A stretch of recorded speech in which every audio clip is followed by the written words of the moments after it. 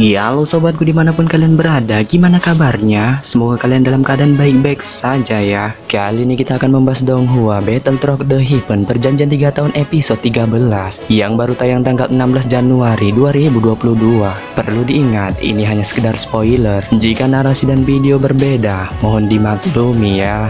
Untuk kalian yang penasaran kelanjutan ceritanya untuk episode 13 ini yang tayang minggu ini. Oke, langsung aja kita ke ceritanya. Let's go.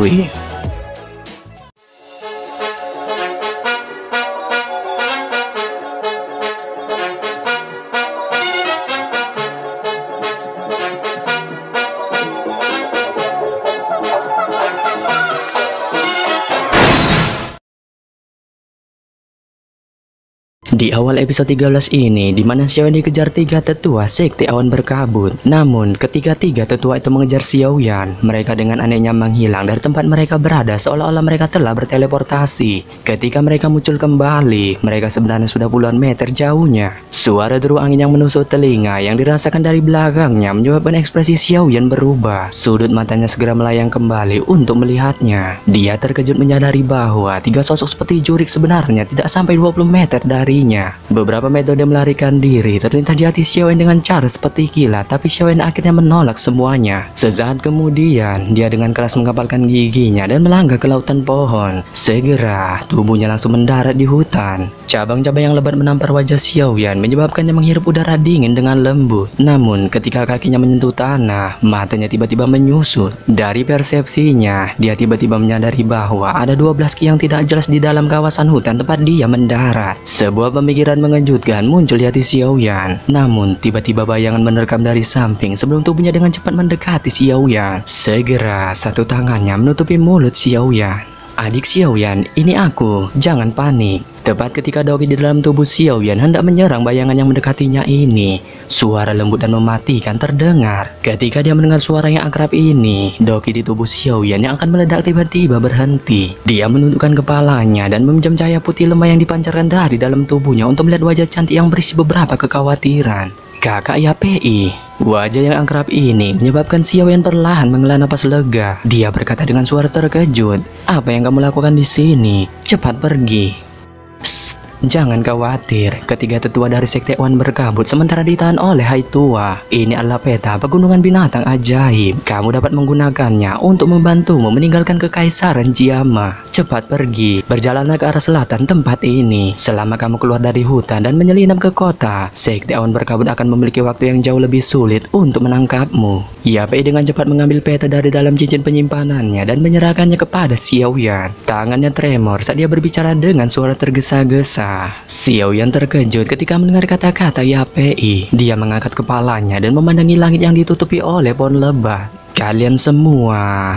Xiaoyan memegang peta dengan erat dan mantap wajah cantik Yapei yang dipenuhi dengan kecemasan. Dia tiba-tiba merasakan tenggorokannya tersumbat. Kakak Yapei, saya bukan manusia yang tidak tahu cara membalas budi yang kamu berikan. Saya tidak akan melupakan kebaikan yang kamu dan Hai Tua berikan sampai saya wassalam. Jika saya kembali ke Kaisaran Jiama di masa depan, saya pasti akan membalas kebaikan ini 100 kali lipat. Xiaoyan menghirup udara dalam-dalam dan berkata dengan suara berat.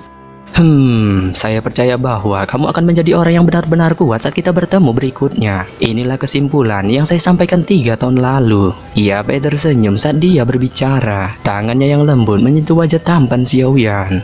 Baiklah, cepat dan pergi. Unit terbang dari sekte awan berkabut akan bergegas. Apalagi, Yunyun akan segera tiba. Xiaoyan mengangguk ketika mendengar kata-kata Yapei. Dia menurunkan tangannya dan memandangi wajah Yapei. Tiba-tiba, dia mengulurkan tangannya dan memeluknya dengan kasar. Dia dengan lembut berkata kepada Yapei, "Kakak Yapei, kali berikutnya kita bertemu. Saya tidak akan menolak permintaanmu selama saya bisa mencapainya." Yapei awalnya terkejut ketika tiba-tiba dia dipeluk oleh Xiaoyan. Kemerahan cerah segera muncul di wajahnya yang mempesona. Setelah dia mendengar kata-kata Xiaoyan, kilatan menggoda muncul di matanya. Dia berkata dengan suara lembut, "Anak kecil, inilah sesuatu yang kamu katakan. Seorang pria hebat tidak bisa menolak janjinya." Xiaoyan mengangguk ketika mendengar kata-kata Yapei. Dia berkata sambil tertawa, "Selama saya bisa mencapainya, saya tidak akan menolaknya, bahkan jika kamu ingin menjadi seorang ratu." Saya tidak tertarik menjadi ratu. Yape menutup mulutnya dan tertawa pelan. Dia segera ingat bahwa mereka terdesak waktu dan buru-buru menegur Xiaoyan dengan menepuk kepalanya sambil berkata, "Cepat pergi." "Kakak Yapei, selamat tinggal. Bantu saya memberitahu Hai Tua bahwa saya tidak akan pernah melupakan kebaikannya hari ini sampai saya wassalam." Xiaoyan menganggukkan kepalanya. Dia berhenti menunda-nunda, menanggupkan tangannya ke arah Yapei dan segera berbalik. Tubuhnya masuk ke dalam hutan yang gelap dengan cara seperti kilat. Yapei berdiri di tempatnya dan menyaksikan sosok Xiaoyan yang telah menghilang ke dalam kegelapan. Beberapa saat kemudian, dia menghela napas dengan linglung dan berkata dengan lembut, "Anak kecil, saya akan menunggumu kembali. 3 tahun yang lalu, saya tahu bahwa kekaisaran Jiama kecil ini tidak akan bisa menjagamu. Dengan bakatmu, benua yang luas adalah satu-satunya tab di mana kamu dapat menampilkan kekuatan sejatimu. Saya pasti akan menunggumu kembali." Ketika saat itu tiba, saya percaya bahkan sekte awan berkabut hanya bisa bersembunyi dan bergetar di bawah kakimu.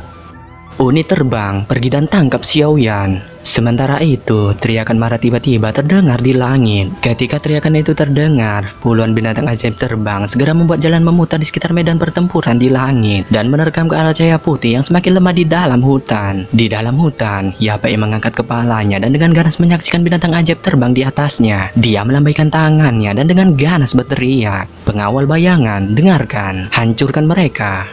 Suara Yapei baru saja terdengar ketika puluhan bayangan dari kegelapan hutan sekitarnya tiba-tiba keluar. Dogi mereka segera melonjak dan hampir mengusir semua kegelapan di bagian hutan ini. Ketika dia mendengar gelombang suara kerusuhan yang dikirim jauh di belakangnya, Xiaoyan mengepalkan tangannya. Dia kemudian memasukkan peta yang diberikan Yapei sebelumnya ke dalam cincin penyimpanannya. Tatapannya dengan cepat melihat ke segala arah. Dia menekan jari-jari kakinya dengan lembut ke tanah dan tubuhnya melesat dengan eksplosif seperti panah Arjuna. Sosok Xiaoyan terus melesat maju hampir jarak 100 meter dengan cara seperti kilat. Namun, ekspresi Xiaoyan tiba-tiba berubah. Kakinya tersangkut ke dahan pohon dan tubuhnya jatuh ke depan. Dia segera berbelok, memutar tubuhnya dan terus mendarat di cabang pohon. Xiaoyan berdiri di cabang pohon dan menatap tepi hutan tidak jauh dengan mata ganas. Di tempat itu, dia melihat jubah putih bulan dengan lembut berkibar. Wajah cantik yang aduhai sedang menunggu. Tatapan Xiaoyan terasa galau saat melihat wajah ini. Dia tiba-tiba mengencangkan bogemannya. Secara mengejutkan, wajah yang dilihatnya itu adalah Yunji. Tubuh Xiaoyan berdiri diam di atas ranting pohon. Dia dengan dingin menyaksikan Yunji yang berada di pintu keluar hutan. Tangannya bergetar dan bunga sasuan yang besar melintas dan muncul. Dia melambaikan bunga sasuan itu dan mengarahkannya ke wajah Yunji. Yunji perlahan mengangkat kepalanya ketika dia melihat ini. Mata cantiknya menatap Xiaoyan di dahan pohon. Ekspresi galau muncul di wajahnya ketika dia dengan lembut bertanya, "Apakah kamu baik-baik saja? Berkat kamu, saya hampir wassalam di sini." Xiaoyan tersenyum, tetapi kata-kata yang keluar dari mulutnya begitu kasar sehingga sepertinya tidak ada kehangatan. "Saya juga terpaksa melakukan ini. Sebagai pemimpin sekte dari sekte awan berkabut, saya harus memikul beberapa tanggung jawab." Yunji tersenyum suram kepada Xiaoyan. Xiaoyan melirik Yunji dengan tidak peduli ketika dia mendengar kata-katanya. Dia berkata, "Apakah kamu ingin menangkap saya dan membawa saya kembali? Setelah itu kamu ingin membiarkan Yunsan menghabisi saya di depan umum?" Wajah cantik Yunji memucat ketika dia mendengar kata-kata Xiaoyan. Dia bergumam, "Guru tidak akan menghabisimu." Mungkin dia tidak benar-benar menghabisiku, tetapi sekte awan berkabutmu memiliki banyak trik. Hanya segel acak dan kemudian mengunciku di sekte awan berkabut. Itu sama saja menyebabkan orang menjadi gila daripada mati. Xiaoyan mengejek Yunji sambil tersenyum. "Itu tidak akan terjadi. Selama kamu kembali bersamaku, aku akan mencoba yang terbaik untuk melindungi hidupmu. Apakah itu baik?" "Xiaoyan, jangan meledakkan sesuatu yang lebih besar dari yang ada sekarang." Yunji mengambil langkah ke depan dan berkata dengan cemas. Nada suaranya menyiratkan permohonan kepada Xiaoyan. "Apakah ada kemungkinan kecil sekte awan berkabut dan saya berdamai? Bagaimanapun juga, kamu adalah pemimpin sekte. Jangan bilang padaku bahwa kamu bahkan tidak bisa melihat hal sekecil itu dengan jelas. Jika saya mendarat di tangan sekte awan berkabut, hanya ada satu jalan bagi saya. Kematian. Pasti tidak akan ada jalan lain bagi saya untuk memilih." Xiaoyan tertawa ganas. "Jangan bilang bahwa kamu bahkan dapat mengubah keputusan Yunsan." Yunji sedikit membuka mulutnya seperti ingin mengatakan sesuatu. Namun, dia menyadari bahwa dia tidak bisa mengatakan apapun untuk membujuk Xiaoyan. "Tidak perlu terus berbicara omong kosong. Serang saja. Jika kamu ingin menghentikan saya, maka..." Xiaoyan sedikit menguncang bunga sasuan di tangannya dan berkata dengan suara lembut, "Kamu bisa mengambil mayat saya kembali." Yunji termenung dan sedikit menggelengkan kepalanya ketika dia mendengar kata-kata Xiaoyan. Suaranya agak serak ketika dia berkata kepada Xiaoyan, "Kamu harus tahu bahwa tidak mungkin bagiku untuk menghabisimu." Wajah Xiaoyan ganas ketika dia melompat dari cabang pohon. Dia memegang puasa suan di tangannya dan perlahan-lahan berjalan menuju Yunji selangkah demi selangkah. Doki yang kuat mengalir dari tubuhnya membentuk baju besi menyala di permukaan tubuhnya. Wajah cantik Yunji menatap Xiaoyan yang perlahan berjalan ke arahnya. Tubuhnya juga sedikit gemetar. Langkah kaki Xiaoyan mendarat di rumput hijau di tanah. Matanya menatap Yunji dengan seksama sementara tangannya memegang puasa suan dengan erat. Suara langkah kaki Xiaoyan dengan lembut terdengar. Akhirnya dia berjalan di depan Yunji. Yunji menurunkan wajahnya ketika dia melihat Xiaoyan di depannya. Tubuh indahnya berulang kali memancarkan getaran lembut. Kekuatan mengerikan perlahan-lahan naik dari dalam tubuhnya. Dalam sekejap, itu menyebabkan udara di bagian kecil hutan ini mengeras. Sudut mata Xiaoyan bergerak dengan lembut ketika dia merasakan ini. Dia sedikit mengangkat tangannya yang membawa penguasa suan. Xiaoyan dengan lembut menyilangkan langkah kakinya dan akhirnya berhenti di depan Yunji. Dia dengan lembut menghirup doki Yunji dan bertanya dengan tidak peduli, "Apakah kamu siap untuk menyerang?" Ketika dia mendengar Xiaoyan membuka mulutnya, tubuh Yunji yang indah tremor lagi. Dia perlahan mengangkat wajahnya yang ditutupi dengan sedikit kepahitan. Pandangannya perlahan melihat wajah tampan Xiaoyan ketika dia dengan lembut bertanya, "Apakah kamu benar-benar tidak akan kembali bersamaku? Kamu bisa membawa mayatku kembali." Xiaoyan tersenyum santuy ketika dia mengulangi kata-kata yang diucapkannya sebelumnya. Segera, dia berhenti merasa ragu. Dia membalikkan tubuhnya, menjauh dari Yunji dan berjalan menuju tepi hutan. Kaki Xiaoyan baru saja melangkah maju ketika kekuatan menakutkan di belakangnya melonjak sekali lagi. Segera, kekuatan itu menyerang dengan eksplosif ke punggungnya. Saat dia merasakan serangan kilat dari belakangnya, hati Xiaoyan langsung membeku. Seluruh tubuhnya dingin saat dia mengejek dirinya sendiri dan menggelengkan kepalanya. Dia bergumam, dia akhirnya menyerang. Xiaoyan menghela napas dan perlahan menutup matanya. Tangannya dengan lembut mengusap lengan bajunya. Kekuatan itu mendekati tubuh Xiaoyan dalam sekejap mata. Namun, ketika Xiaoyan siap untuk menunggu ajalnya, kekuatan itu tiba-tiba berubah menjadi lembut. Kekuatan itu dengan lembut memukul punggung Xiaoyan. Segera, tubuh Xiaoyan dengan lembut didorong ke depan. Xiaoyan sedikit terkejut ketika dia melihat ini dan dia perlahan membuka matanya. Ketika kekuatan sebelumnya telah mengenai punggungnya, dia bisa dengan jelas merasakan bahwa jejak energi yang telah ditempelkan Yunsan di dalam tubuhnya sebenarnya perlahan menghilang. Xiaoyan berbalik dan menatap Yunji dengan lemah bersandar pada batang pohon. Dia berkata kepada Yunji, "Apa maksud dengan semua ini?